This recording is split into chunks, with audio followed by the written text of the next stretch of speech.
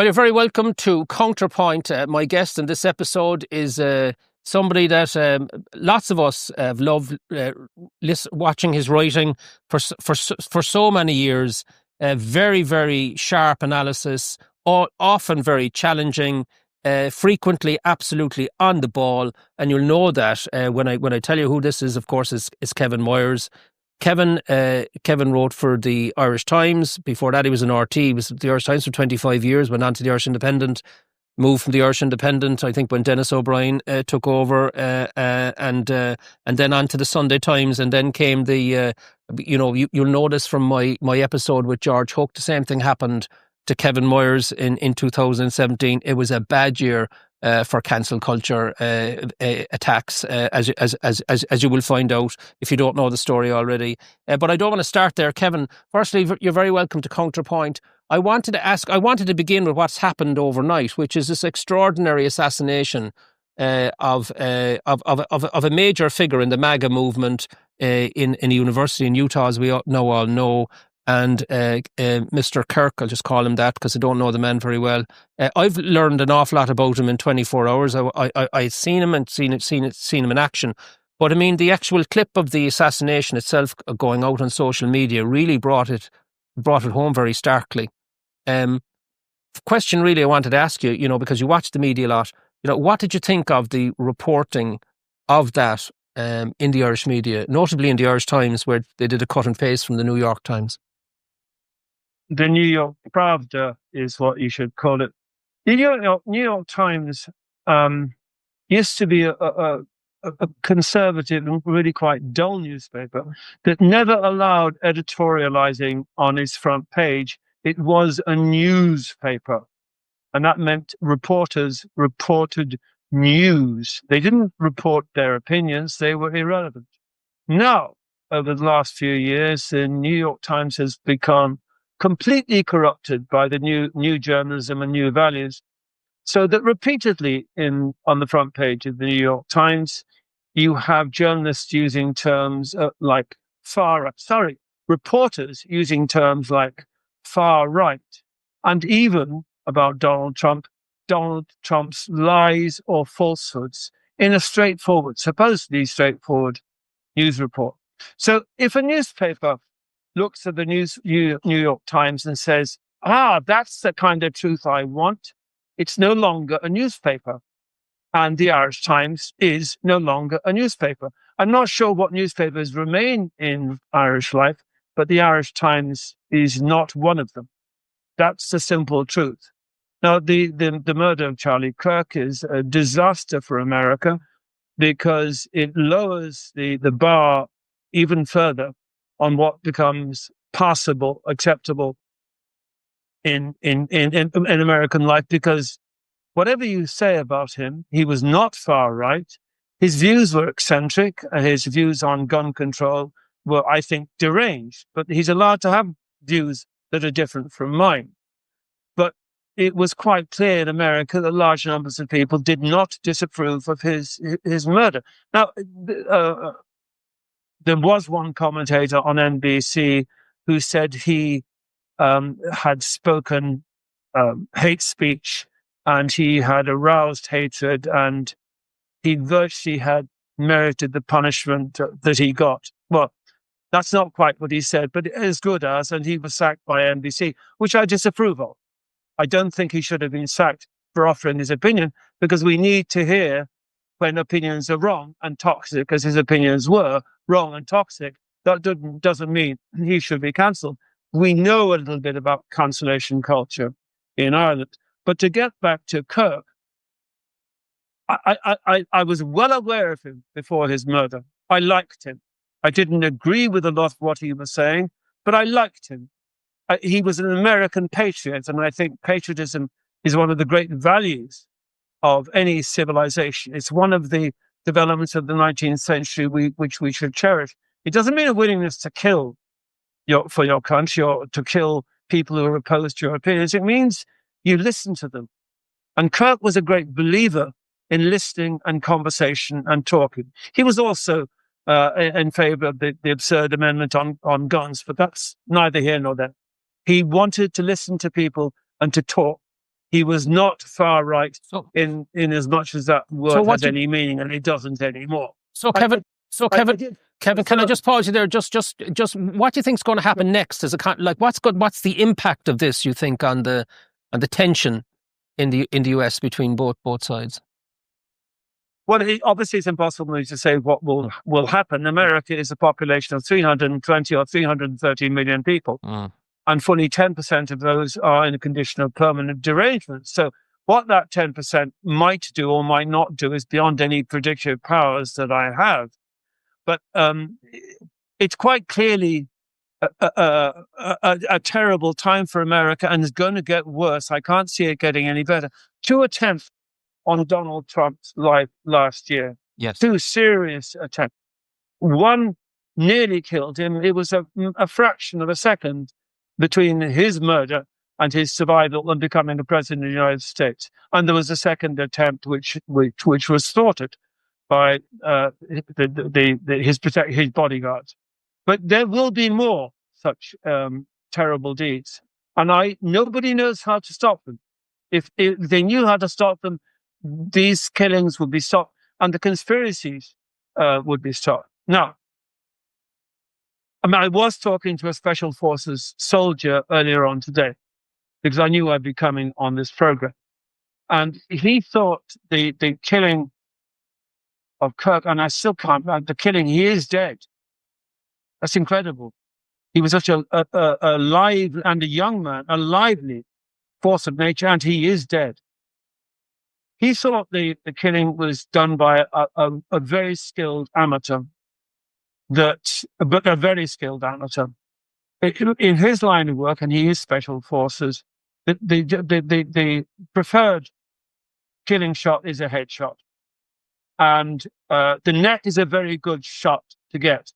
Not merely do you have the spine, but you have 2 major blood vessels going there and surrounding blood vessels going into the neck. So the neck is the next best choice. Now, it is possible that if Charlie Kirk was moving around a lot, and he did move on the stage a good bit, the neck was an easier target to get. But what impressed my special forces contact was the exit had been planned in advance. He knew how to get away. By the time the shot had hit his target, the assassin had left his assassination point on his way out of the hall. He was very cool, very professional, very deadly, and very evil. And we all must hope that he will be caught. Obviously, some people will want him killed, and I don't dissent from that opinion. I'm not opposed, as a matter of principle, as most people in Ireland are, to capital punishment in certain circumstances, and this is one. It's entirely justified. That's not the question you asked me.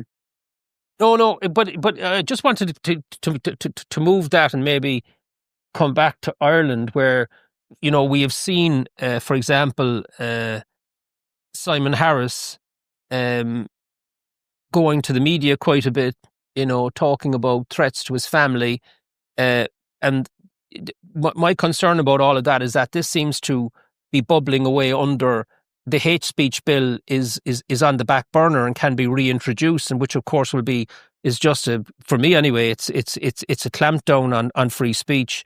In other words, anything that's counter narrative to the government, and it's very much an EU mindset that's been pushed through. I'm just wondering what your views on what's going on there might be.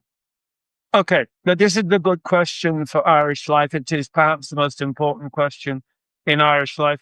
I think we know the answer to this. It is not necessary for the government to introduce any hate speech legislation, although they want to, and they will. It's not necessary because the media mob will do the necessary work for the government. We know this. Now, Simon Harris is a successor of Leo Varadkar, and Leo Varadkar and Francis Fitzgerald, his then Taoiseach, joined on the lynch mob on me 8 years ago, last July, August. And they effectively finished my journalistic career in the mainstream media. Now, they didn't work alone in this. They had the vigorous efforts of most of my journalistic colleagues. And Irish journalists can be relied on with quite undaunted heroism to join any lynch mob that is pursuing one of their own number, if that member of the victim is saying something that they disapprove of.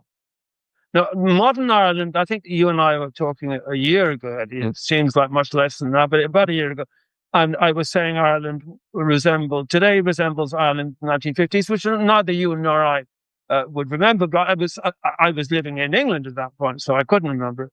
But I do know enough about it that there was one opinion allowed then, and it was opinion endorsed by John Charles McQuaid, Archbishop of Dublin, and it was vindicated through in Drumcondra by the various echo chambers of Catholicism. We have other echo chambers now, and these are called newspapers, and RTE.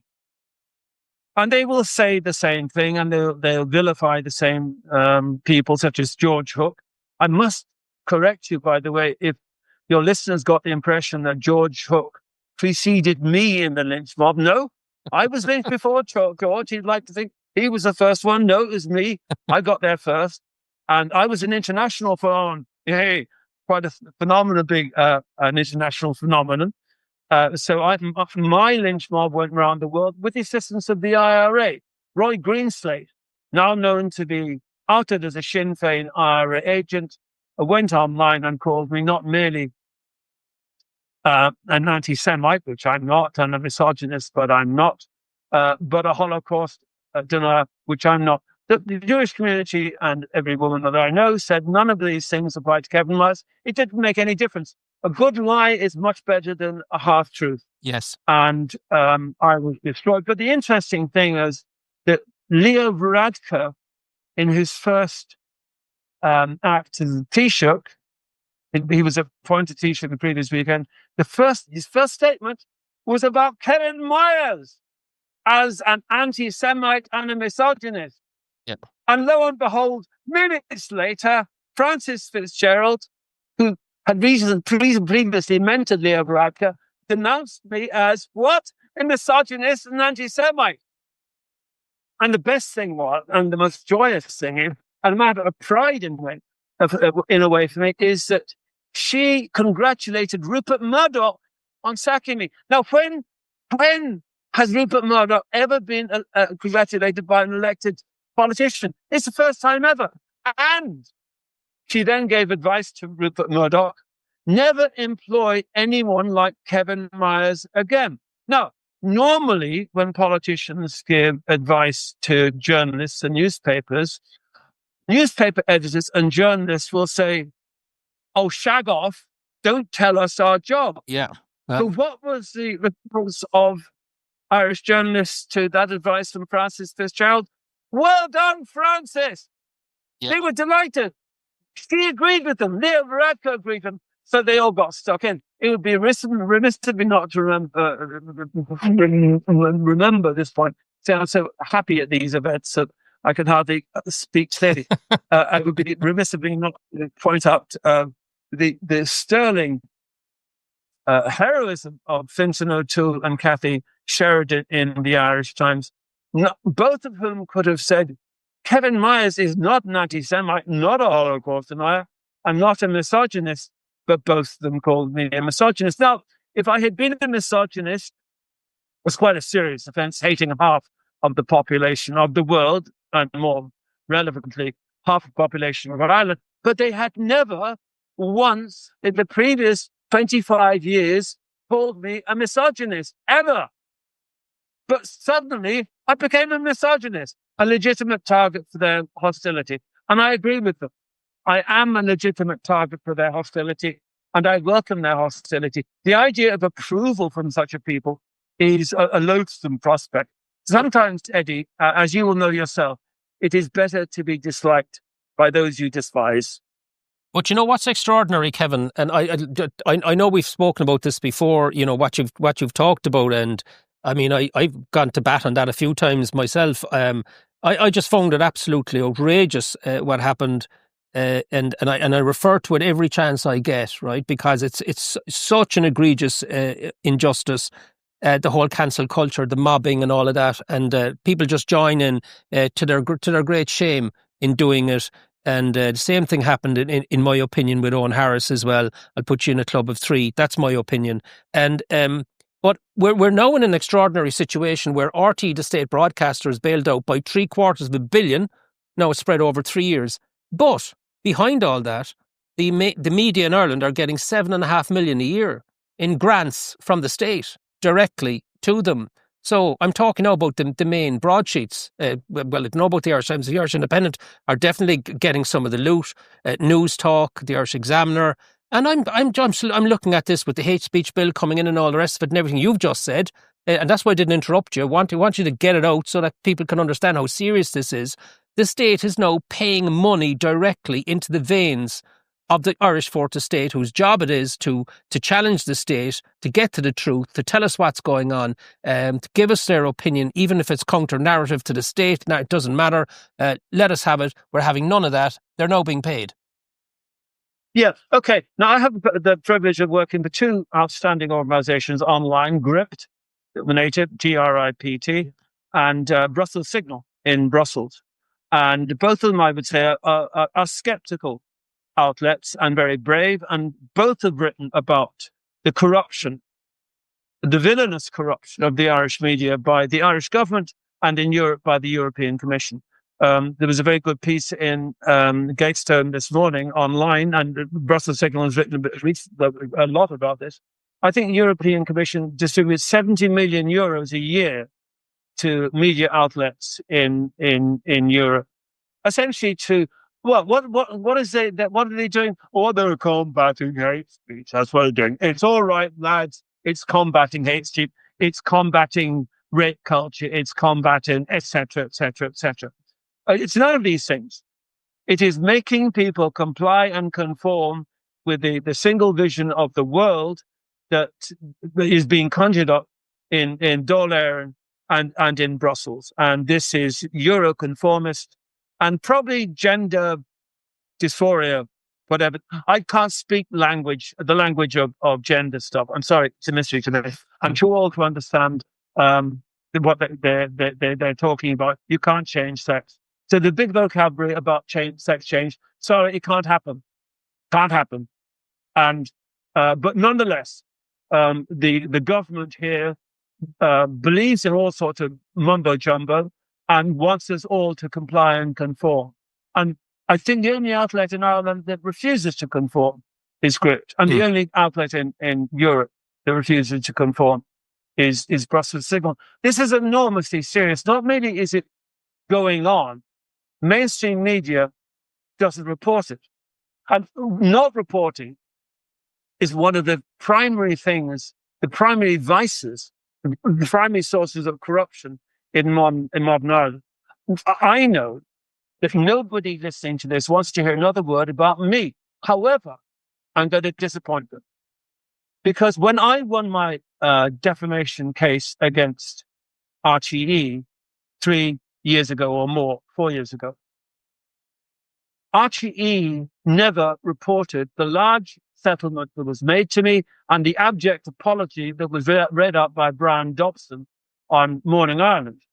And Brian Dobson is a fine man. I would never say a word against him. His apology was heartfelt and well meant, and was then deleted from RTE's podcast. And RTE News never reported a major settlement that cost a very large amount of money. My solicitors sent the Irish Times a full press release, and the Irish Times never reported the finding in my favor. RTE collapsed completely, unconditionally apologized for calling me a Holocaust denier, admitting it had done me terrible personal damage. They regretted that. RTE never reported that. The Irish Times never reported that. RTE never reported after the initial apology, and it was withdrawn and never repeated and never reported. Likewise, the Irish Times. Now, nobody knows, generally speaking, that this settlement, this complete collapse of RTE had occurred. Irish Times readers would not know of it. Did you ever get an apology, even a private apology, not that would matter, from Fintan O'Toole or from Cathy Sheridan? Not at all. No, why would they apologize? They wouldn't know what that word meant. They wouldn't know what that word. I mean, what is interesting for me is, I mean, every newspaper in the world clamored on board a lynch mob, but the New York Times came out against me as if they knew something about me. Hmm. Now, New York Times couldn't know anything about me.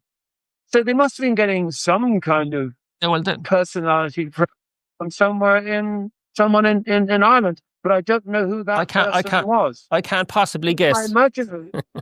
But listen, can we I can't imagine who it was. We watched there. Well, I mean, watched with horror with Graham Lenihan being arrested in Heathrow. I think it was 5 officers, some of them armed, coming to arrest him over comments that he made on social media some months before. And suddenly you're now getting a reaction in Britain to what was due to come in here, which is hate speech. I mean, they're just the police are following the law, but I just find it amazing that the mother of parliaments, a country that I have the highest regard for because of all of that, have allowed hate speech to pass through, and are now alarmed when a celebrity is arrested. Eddie, where have you been? In the last 25 years, maybe 100,000 working class girls, white working class girls, and it's not much less than 100,000 if it is, it's around that figure, were raped by men of what's called Pakistani origin or Pakistani background. And the state did nothing. And one of the senior members of the legal establishment in Britain during that time is now Prime Minister Keir Starmer. Almost anything is possible when institutions volitionally behave like this. Why wouldn't they go after Graham Lennon? I must say I rather envy him being arrested. And it's something I was hoping would happen to me. It didn't. The state didn't need to do me in, but the media were doing it. The state did join in, but they didn't actually arrest me. I was hoping for the special branch to come and grab me and haul me off to hang me up by the thumbs. Graham Lennon has been fighting this gallant battle for several years now, and he looks the worse for it. I mean, I can jest about the fact that he was arrested and I wasn't. He does look the worse for it, and he looks as if he's been through hell, and he's been put through hell because that's the intent of those people who dislike his opinions. His opinions are exactly the same as mine. If you're born to a sex, you can't change it. That's it. Yeah. You can you do whatever you like. You can mutilate your body. You will not be less mentally unwell if you do mutilate your body, but you are mentally unwell. Now, Graham Lennon is, I think, one of the major cultural figures in these islands over the last 50 years. He's given us some wonderful comedy and some great insights into human life, because all good comedy is based on wisdom. And he was a wise man and a funny man. And now he's a tormented man. By his face, he's a tormented man. It takes a very diseased police force to do that, but it was a diseased police force anyway. It was and has been for a long time. It's been politicized, it's been feminized, it's been corrupted. We saw that during COVID, the great Foley lockdown, when an absurd chief constable in Derbyshire mobilized drones to film people walking over the Peak District, which is not very different from Wicklow, to see if they maintained social distancing. And she appeared on television, and she had her hair in spikes 6 inches above her head. And for the first time, we saw what a modern chief constable looks like.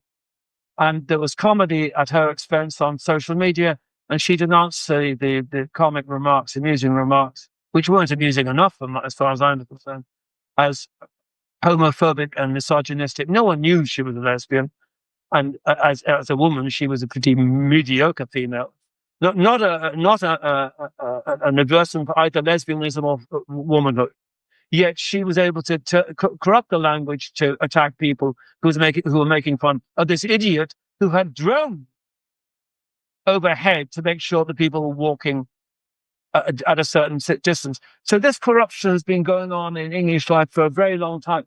Unfortunately, it hasn't really been reflected in Irish life.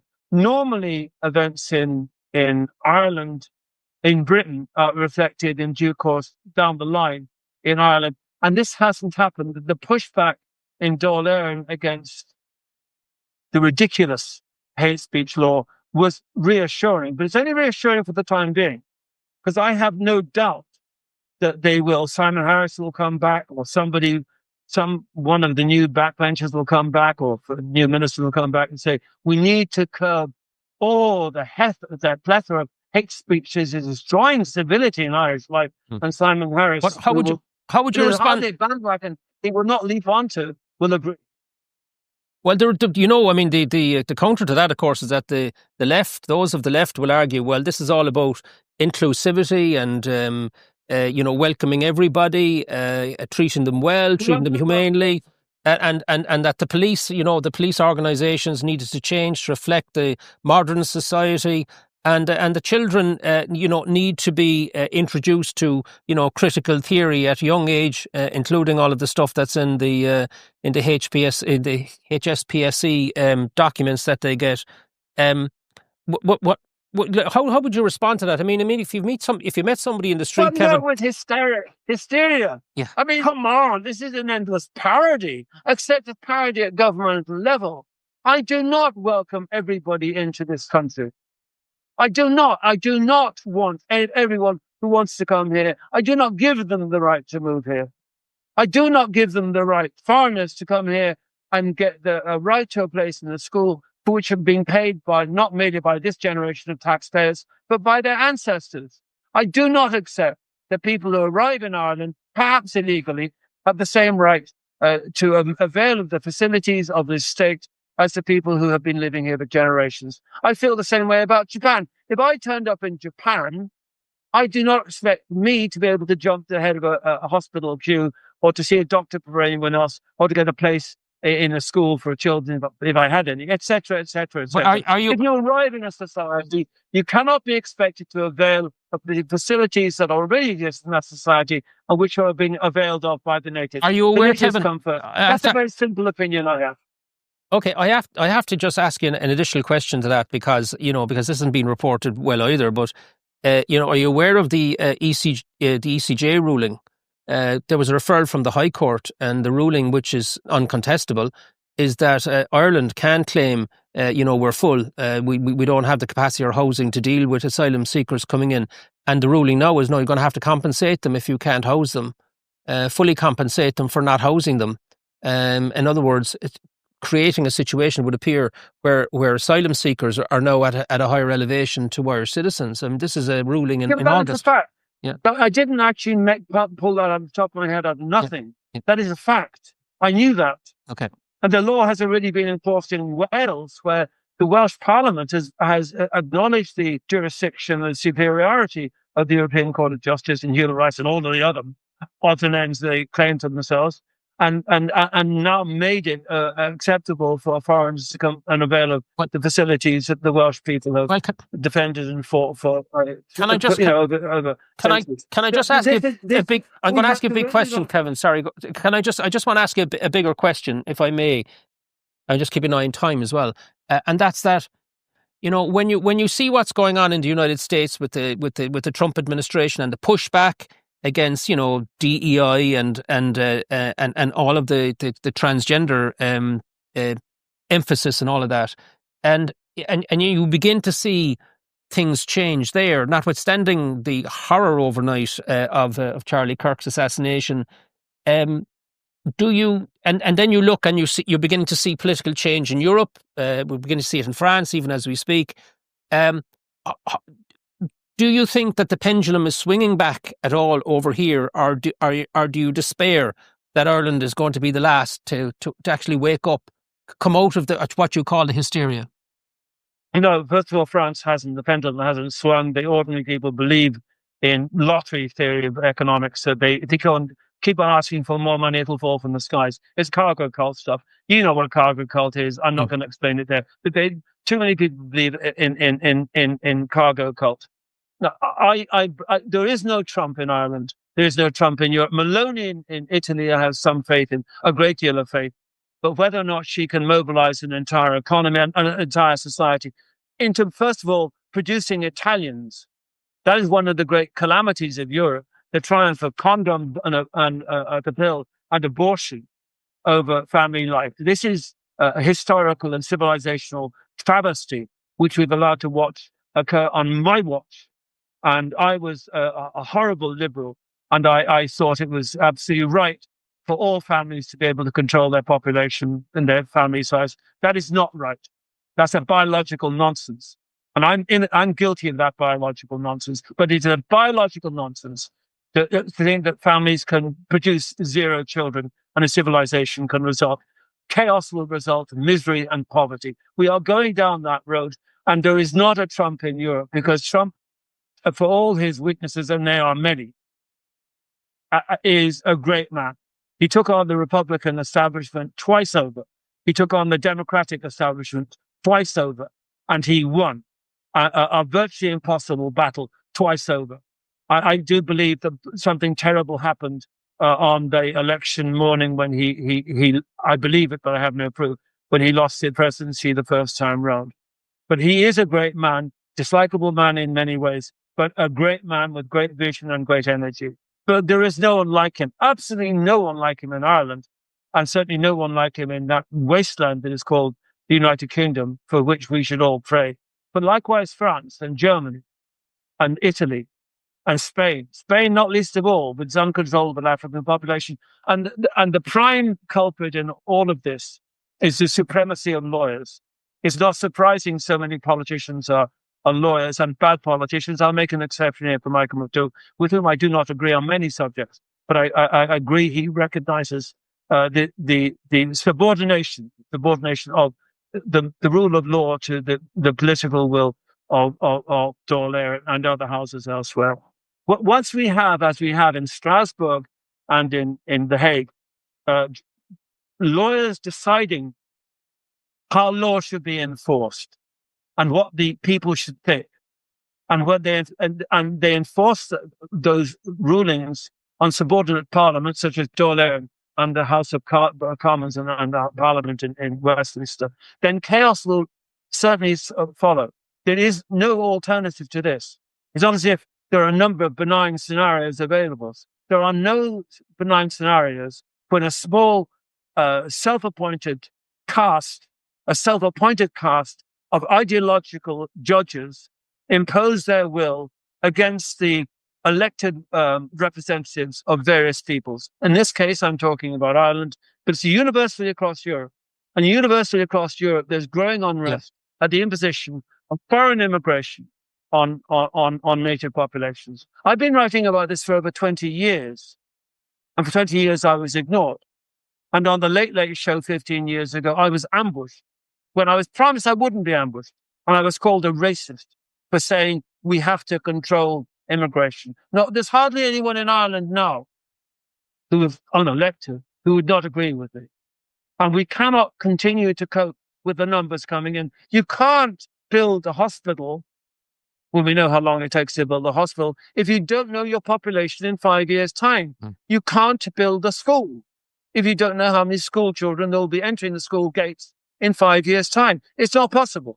No society can function like that. We are deliberately creating, out of piety and self-rewarding sanctimony, unworkable societies. Societies which will not be homogenous, where we will be strangers to one another within our own boundaries. That's happening. It's happening all over Ireland.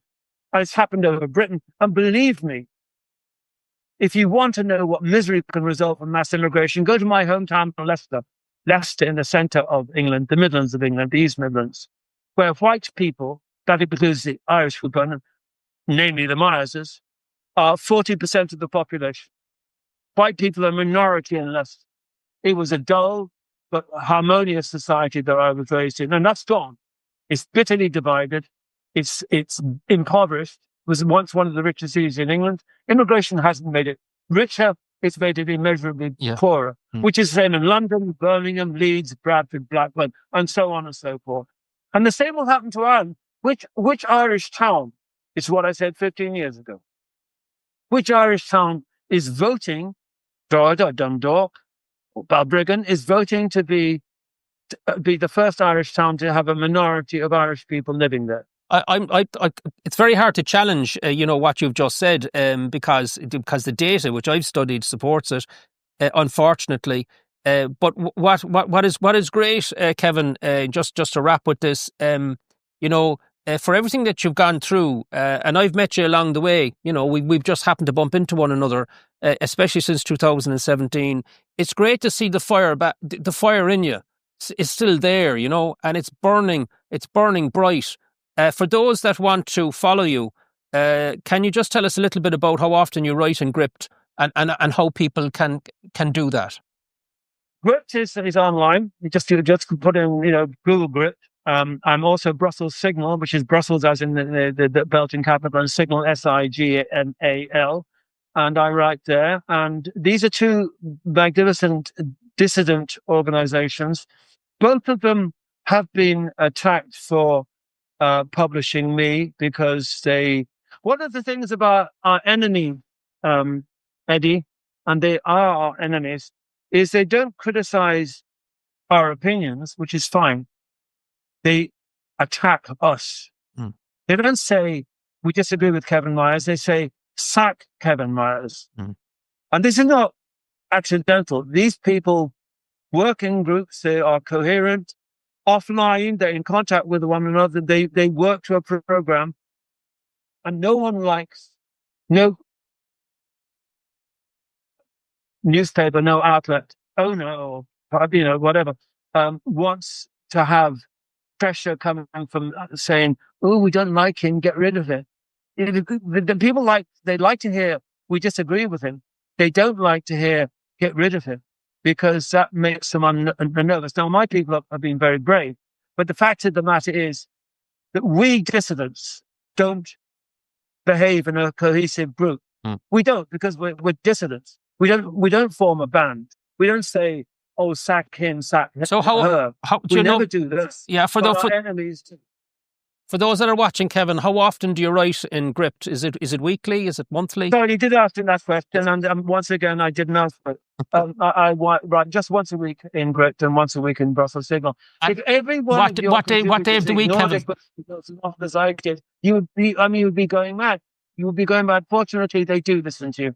I don't. Sorry. Yeah. What day of the week can people follow you on Gript? Oh, just always. It's filed on a Friday, Saturday, but it can come on that Saturday, or come on a Sunday or Monday, okay, or whenever. It's roughly at that time. Okay. But if you just put Gript and Kevin Myers, you'll get there. Sorry, I'm not on your camera line. I probably am there. No, that's okay. Well, listen, Kevin, it's been great to talk to you again.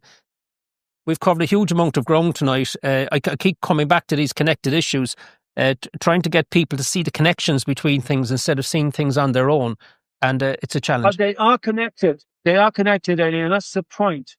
And our enemies are connected. They work to a coherent program. They want to stop us speaking about the truth, about the passionate thing about identity. It's a real thing. And the modern world pretends identities don't count. They do count.